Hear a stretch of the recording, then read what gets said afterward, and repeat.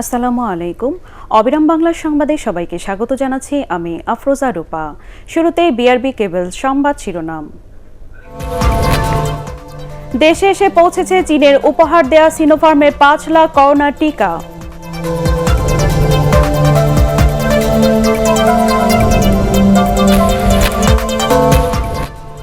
ফেরিঘাটে ঘরমুখো মানুষের চাপ অব্যাহত, বিভিন্ন নৌযানে পদ্মা পার হচ্ছে মানুষ, নেই স্বাস্থ্যবিধির বালাই।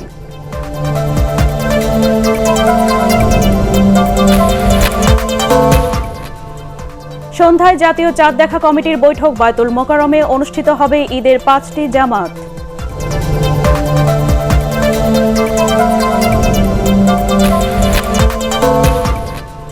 এবং বায়োডাটা কিংবা শিক্ষাগত যোগ্যতা সনদ ছাড়াই শুধু মুখ দেখে রাজশাহী বিশ্ববিদ্যালয় নিয়োগ পান ১৩৮ জন।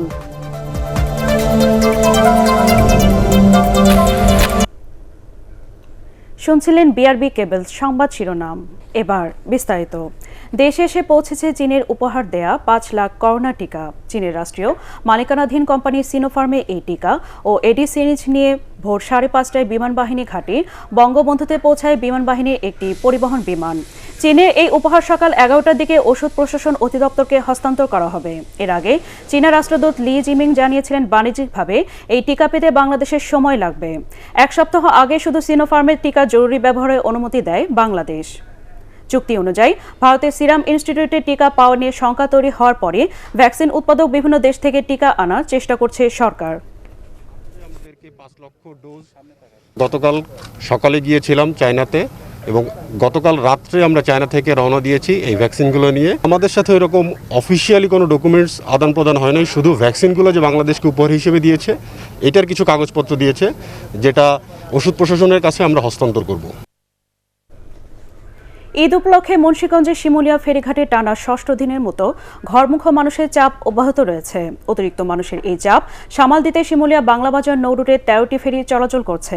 পাশাপাশি পদ্মার বিভিন্ন পয়েন্ট দিয়ে বিভিন্ন নৌযানে নদী পার হচ্ছেন এসব মানুষ। মাওয়া ট্রাফিক পুলিশ জানায়, ফেরিতে সব ধরনের যানবাহন পারাপার শুরু হয়েছে। তবে টার্মিনালগুলোতে যাত্রীদের ভিড়ের কারণে যানবাহন লোড আনলোডে বেশি সময় লাগছে। এরই মধ্যে অন্তত ১,০০০ গাড়ি পারাপারের অপেক্ষায় রয়েছে। এদিকে দৌলতদিয়া পাটুরিয়া নৌরুটেও যাত্রীদের উপচে পড়া ভিড়। স্বাস্থ্যবিধির তোয়াক্কা না করে গাদাগাদি করে গন্তব্যে পৌঁছানোর চেষ্টায় যাত্রীরা। বিআইডব্লিউটিসি দৌলতদিয়া ঘাট শাখা জানায়, মানুষের বাড়তি চাপ সামাল দিতে এই রুটে দিনের বেলা সবকটি ফেরি চলাচল করছে।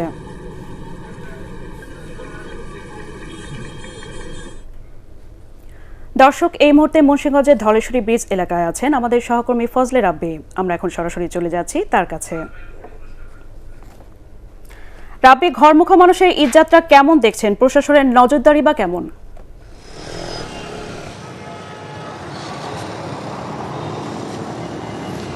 ধন্যবাদ রূপা।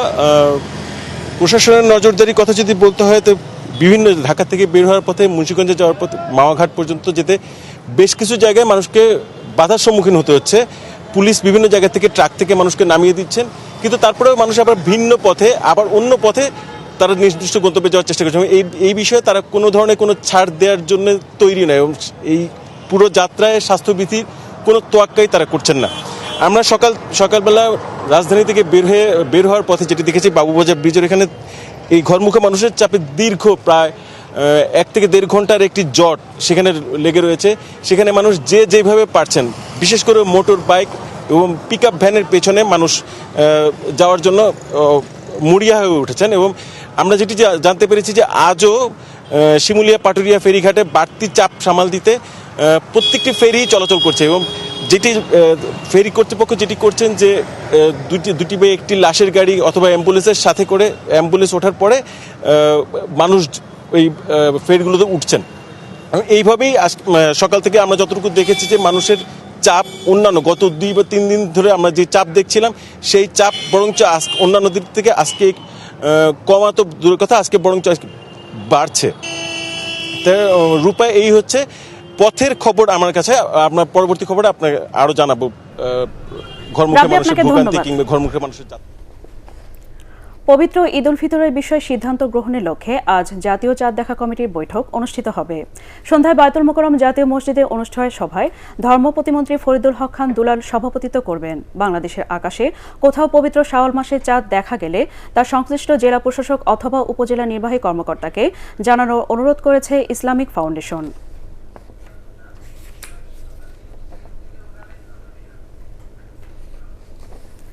বায়তুল মোকাররম জাতীয় মসজিদে এবারও ঈদের 5টি জামাত অনুষ্ঠিত হবে। সকাল 7টায় অনুষ্ঠিত হবে প্রথম জামাত, এরপর পর্যায়ক্রমে সকাল 8টায় দ্বিতীয় জামাত, সকাল 9টায় তৃতীয়, সকাল 10টায় চতুর্থ এবং পৌনে 11টায় সবশেষ ঈদ জামাত অনুষ্ঠিত হবে। এদিকে বর্তমান করোনা পরিস্থিতিতে ধর্ম মন্ত্রণালয় জারি করা বিজ্ঞপ্তি অনুসরণ করে যথাযথ সুরক্ষা ব্যবস্থা নিশ্চিত করে মসজিদের ইমাম, খতিব, মসজিদ ব্যবস্থাপনা কমিটি, ধর্মপ্রাণ মুসল্লি ও সংশ্লিষ্ট সবাইকে ঈদ জামাতে অংশ নেওয়ার অনুরোধ জানিয়েছে ইসলামিক ফাউন্ডেশন। বায়োডাটা কিংবা শিক্ষাগত যোগ্যতার সনদ ছাড়াই শুধু মুখ দেখে রাজশাহী বিশ্ববিদ্যালয়ে নিয়োগ দেওয়া হয় 138 জনকে। ক্ষমতার অপব্যবহার করে অনৈতিকভাবে তাদের নিয়োগ দেন বিশ্ববিদ্যালয়ের সদ্য বিদায়ী উপাচার্য এম আব্দুস সোবহান। বিশ্ববিদ্যালয় মঞ্জুরি কমিশনের তদন্তে উঠে এসেছে এসব অনিয়মের চিত্র। বিদায়ী উপাচার্যের বিরুদ্ধে ব্যবস্থা নিতে শিক্ষা মন্ত্রণালয়ের সুপারিশ পাঠানো হবে বলে জানান তদন্ত কমিটির প্রধান অধ্যাপক মোহাম্মদ আলমগীর। মাহবুব কবির, চপলের রিপোর্ট। অবসরে যাওয়ার আগের দিন বাড়িতে অফিস বসিয়ে 138 জনকে অস্থায়ী নিয়োগ দেন রাজশাহী বিশ্ববিদ্যালয়ের ভিসি আব্দুস সোবহান। জানিয়ে সমালোচনার ঝড় ওঠে। একে অবৈধ ঘোষণা করে শিক্ষা মন্ত্রণালয়। তদন্তের দায়িত্ব দেওয়া হয় বিশ্ববিদ্যালয় মঞ্জুরি কমিশন ইউজিসিকে। ঘটনাস্থলে যান অধ্যাপক মোহাম্মদ আলমগীর সহ 4 সদস্যের তদন্ত কমিটি। তদন্ত শেষে তিনি জানান, কাগজপত্র ছাড়া শুধু মুখ দেখে ওই নিয়োগ দেওয়া হয়। শিক্ষা মন্ত্রণালয় থেকে প্রশাসনিক কারণে সকল নিয়োগ কার্যক্রম বন্ধ করে দিয়েছে রাজশাহী বিশ্ববিদ্যালয়। এই অবস্থায় 5 তারিখে হুলস্থুল করে তারপর 6 তারিখ সকালে সবাইকে ডেকে এনে 141 জনের কথা বলা হচ্ছে। আমরা 138 জনের ডকুমেন্ট পেয়েছি। 138 জনের যে নিয়োগ দিয়েছে মাত্র 9টি ব্যক্তির সিভি আমরা পেয়েছি, আর কারো কোনো ডকুমেন্টই পাইনি।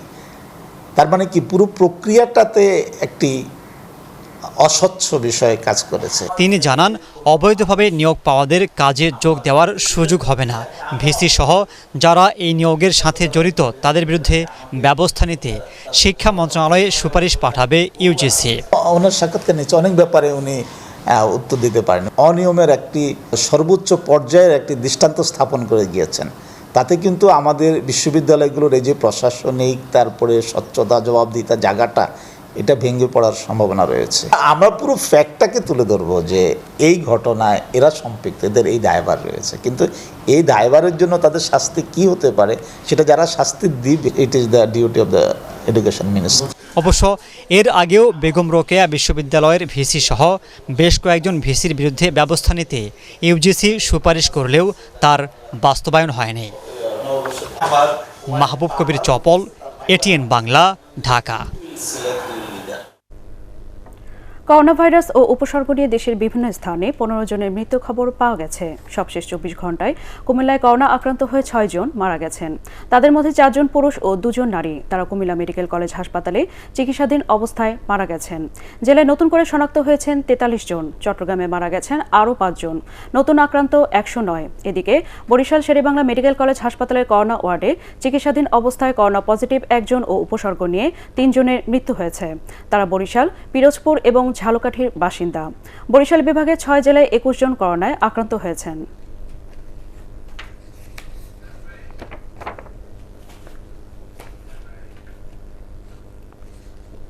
প্রথমবারের মতো জনসম্মুখে এলো স্বপ্নের মেট্রো রেল। জাপানি রাষ্ট্রদূত ও প্রকল্প পরিচালক সহ গণমাধ্যম কর্মীদের উপস্থিতিতে মঙ্গলবার রাজধানীর উত্তরা ডিপো এলাকায় আনা হয় ট্রেনটি।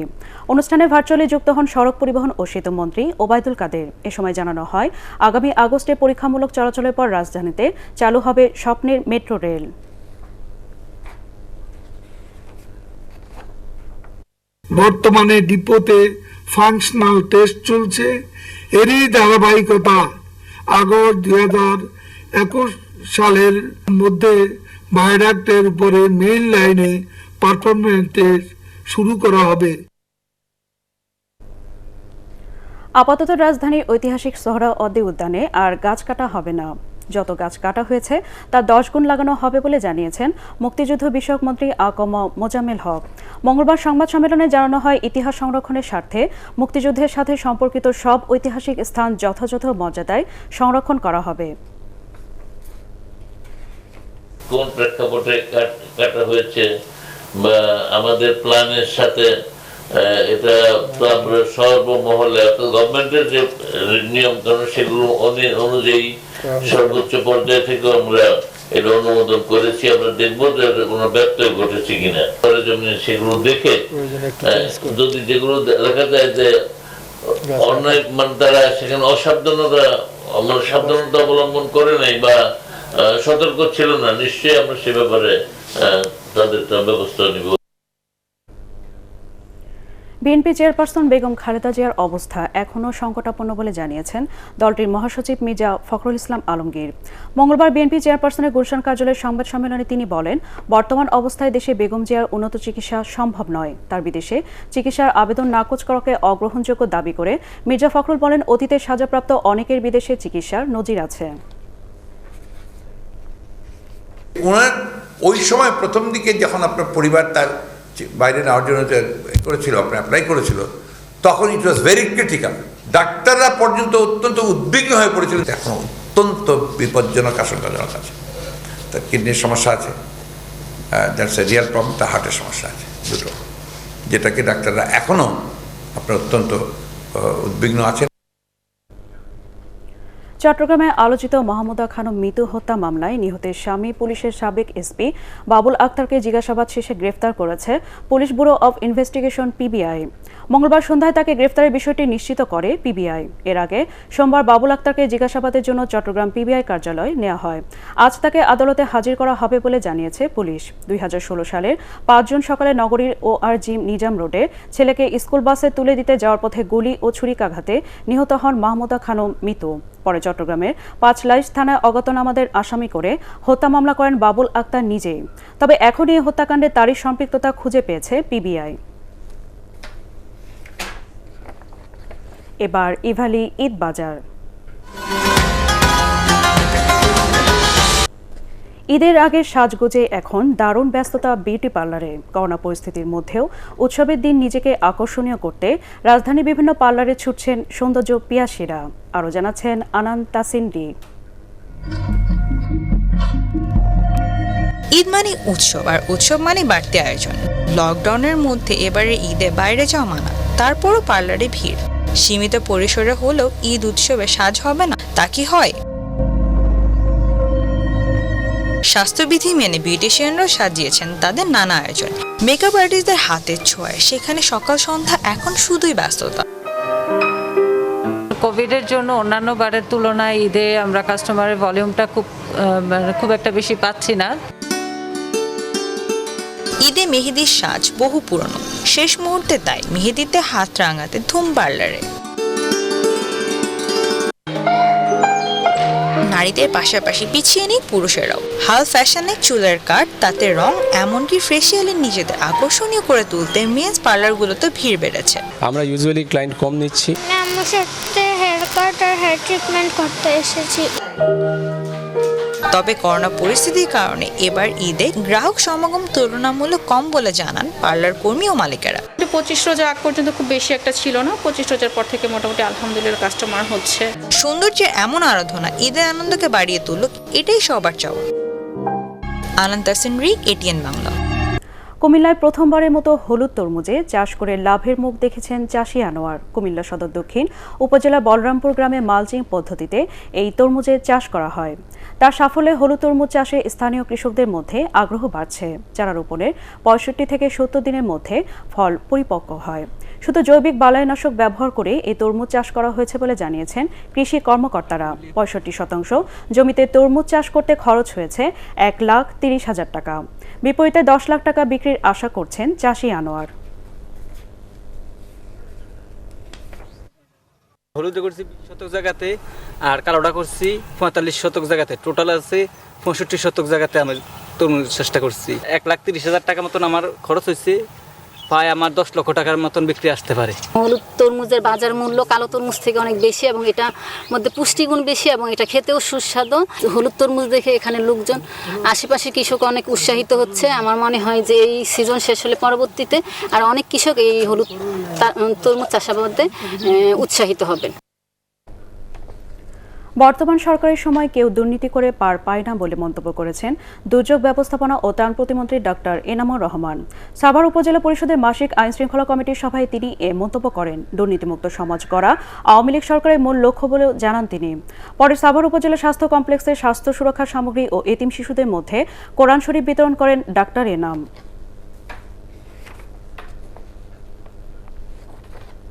দিনাজপুরের প্রধানমন্ত্রী শেখ হাসিনা দেয়া ঈদ উপহারের নগদ টাকা অতি দরিদ্র, অসহায় এবং দুস্থ পরিবারের মধ্যে তুলে দিয়েছেন জাতীয় সংসদের হুইপ ইকবালুর রহিম। তালিকাভুক্ত 4621টি পরিবারের মধ্যে ভিজিএফের এই অর্থ তুলে দেওয়া হয়। দিনাজপুর সদর উপজেলার 4টি স্থানে এই নগদ অর্থ বিতরণ কার্যক্রমে উদ্বোধন করেন তিনি। দিনাজপুরের জেলা প্রশাসক খালেদ মোহাম্মদ জাকির, অতিরিক্ত পুলিশ সুপার সুজন সরকার এ সময় অন্যান্যের মধ্যে উপস্থিত ছিলেন।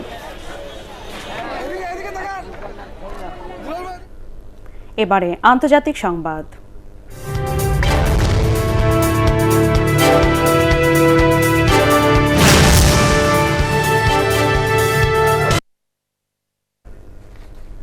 সৌদি আরবের আকাশে পবিত্র শাওয়াল মাসের চাঁদ দেখা যায়নি। এ কারণে সে দেশে এবার 30 রোজা শেষে আগামীকাল উদযাপিত হবে পবিত্র ঈদ উল ফিতর।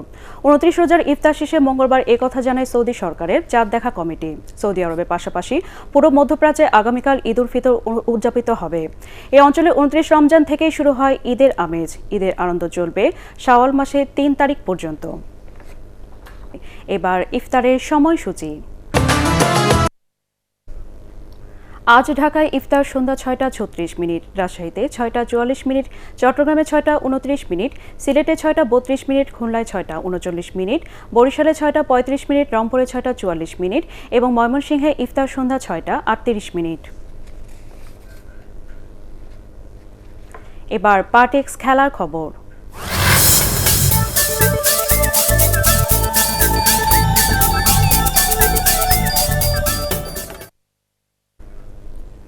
ইংলিশ প্রিমিয়ার লিগে ম্যানচেস্টার ইউনাইটেডকে 2-1 গোলে হারিয়েছে লেস্টার সিটি। এতে 3 ম্যাচ বাকি থাকতে শিরোপা নিশ্চিত হয়ে গেল ম্যানচেস্টার সিটির। ওল্ড ট্রাফোর্ডে 10 মিনিটে লেস্টার সিটিকে লিড পাইয়ে দেন থমাস, যদিও 5 মিনিটের মধ্যে সেই গোল শোধ করে রেড ডেভিলদের খেলায় ফেরান গ্রিনউড। 53 বল দখলে রেখে ম্যানিউ গোল আদায় করতে পারেনি স্ট্রাইকারদের ব্যর্থতায়। উল্টো 66 মিনিটে সুইনসন লেস্টার সিটির হয়ে ব্যবধান 2-1 করেন। এই গোল আর শোধ দিতে পারেনি ওলে গানার সোলশায়ারের দল। এতে শীর্ষে থাকা ম্যানচেস্টার সিটির চেয়ে 10 পয়েন্ট পিছিয়ে পড়ে ম্যানচেস্টার ইউনাইটেড। একই সাথে গত 4 মৌসুমে তৃতীয়বারের মতো লিগ শিরোপা নিশ্চিত হয় পেপ গার্দিওলার দলের। স্প্যানিশ লা লিগায় লেভান্তের সাথে 3-3 গোলে ড্র করে পয়েন্ট হারিয়েছে বার্সেলোনা। এতে শিরোপা দৌড়ে আরও পিছিয়ে পড়ল রোনাল্ড কোমানের দল। প্রতিপক্ষের মাঠে 25 মিনিটের অধিনায়ক লিওনেল মেসির গোলে এগিয়ে যায় কাতালানরা। এরপর পেদ্রি গঞ্জালেসের গোলে 34 মিনিটে ব্যবধান দ্বিগুণ করে তারা, কিন্তু রক্ষণভাগে ব্যর্থতায় সেই লিড ধরে রাখতে পারেনি বার্সেলোনা। দ্বিতীয়ার্ধের 57 আর 59 মিনিটে লেভান্তের হয়ে 2 গোল করে দলকে সমতায় ফেরান মেলিডো এবং মোরালেস। এরপরও ওসমান ডেম্বেলের সৌজন্যে জয়ের সুযোগ তৈরি করে বার্সা, কিন্তু 83 মিনিটে গোল হজম করে সেই সুযোগ হারায় তারা। 36 ম্যাচ শেষে কাতালানদের পয়েন্ট 76, 1 ম্যাচ কম খেলা শীর্ষে থাকা অ্যাটলেটিকো মাদ্রিদের পয়েন্ট 77। শেষ করার আগে বিআরবি কেবল সংবাদ শিরোনাম আরেকবার। দেশে এসে পৌঁছেছে চীনের উপহার দেয়া সিনোফার্মের 5 লাখ করোনা টিকা।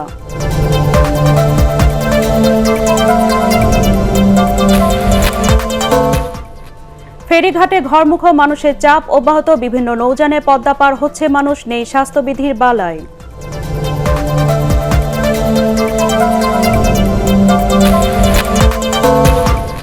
সন্ধ্যায় জাতীয় চাঁদ দেখা কমিটির বৈঠক বায়তুল মোকাররমে অনুষ্ঠিত হবে ঈদের 5টি জামাত।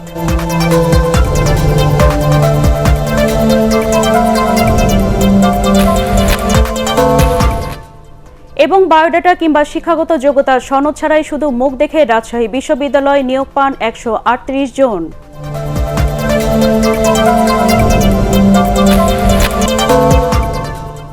দর্শক, পরবর্তী সংবাদ দেখার আমন্ত্রণ জানিয়ে এখনকার মতো শেষ করছি। করোনা ভাইরাস থেকে নিজেকে সুরক্ষিত রাখতে মাস্ক পরুন, বারবার হাত পরিষ্কার করুন। এটিএন বাংলা সংবাদ ইউটিউবে দেখতে ব্রাউজ করুন youtube.com/ATN বাংলা নিউজ। ধন্যবাদ।